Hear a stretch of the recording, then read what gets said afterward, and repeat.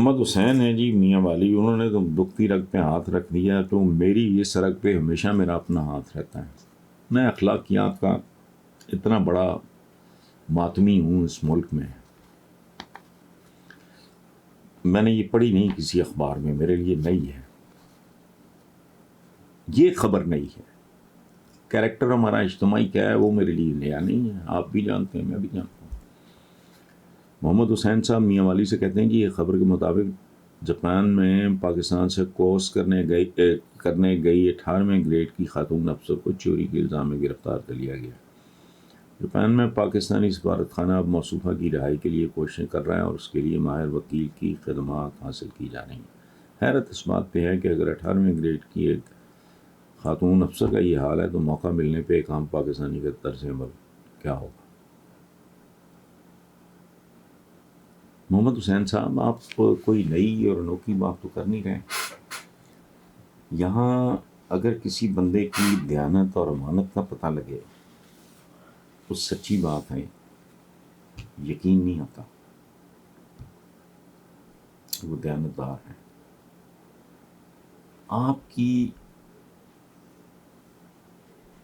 جو ہے نا وہ ریڈی والا آپ کا، اس سے لے کے اعلیٰ ترین نقطے تک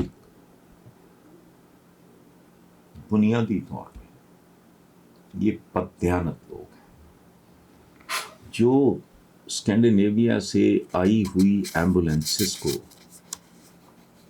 سارا سامان نکال کے قیمتی ترین، میں ان ملکوں سے واقف ہوں، ان کی ایمبولینسز تاج محل ہوتے ہیں، چلتے پھرتے اعلیٰ ترین ہاسپٹل، منی ہاسپٹلز ہوتے ہیں، سب کچھ نکال کے بیچنے کے بعد، اس کی ایون سیٹس تک نکال کے بیچنے کے بعد ویگنوں کے طور پہ ان کو چلا دے یا بیچ دے۔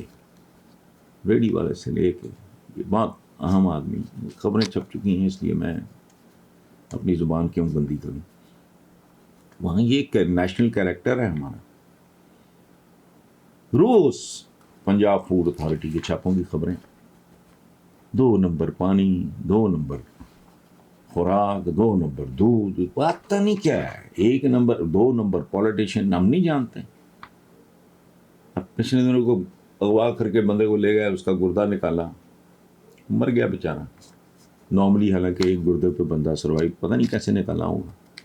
تو جہاں زبردستی گردے نکالے جاتے ہیں، جہاں ڈاکٹرز سٹینٹ وغیرہ ڈال دیتے ہوں، ضرورت کے بغیر سرجریاں پھڑکا دیتے ہوں، کس کی بات کری؟ جہاں امتحانی مراکز نیلام ہوتے ہوں، جہاں تھانے نیلام ہوتے ہیں، کامن سینس کی بات ہے۔ ایس ایچ او کے اختیارات دیکھو، اس کی تنخواہ دیکھو، اگر وہ زندہ ہے تو 2 ہی صورتیں ہیں، وہ حرام کھا رہا ہے یا پھر اس کا گھرانہ بڑا طاقتور ہے مالی طور پہ، اس کو سپورٹ کر رہے ہیں، ورنہ ایس ایچ او کی تنخواہ میں کو بندہ مجھے زندہ رہ کے دکھا دے، اس کے 4-3 بچے ہوں، میاں بیوی ہوں، کوئی ایک ہاتھ بزرگ ہو فیملی میں، جو 75-80 سال کا ہو اور بیماری شماری اس زمانے میں عام ہوتی ہے، تو مجھے بتا دیں آپ، سیدھی کیلکولیشن ہے یہی ہو۔ اچھا، یہ جو کسٹم انسپیکٹر، اس کے اختیارات، فوڈ انسپیکٹر،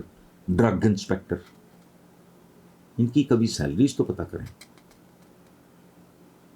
تو ظاہر ہے آپ بھی اسی ملک میں رہتے ہیں، ہم بھی ادھر ہی رہتے ہیں، تو سی کلاس طریقے سے بھی وہ اپنا گھر نہیں، 3 بچے نہیں پڑھا سکتے۔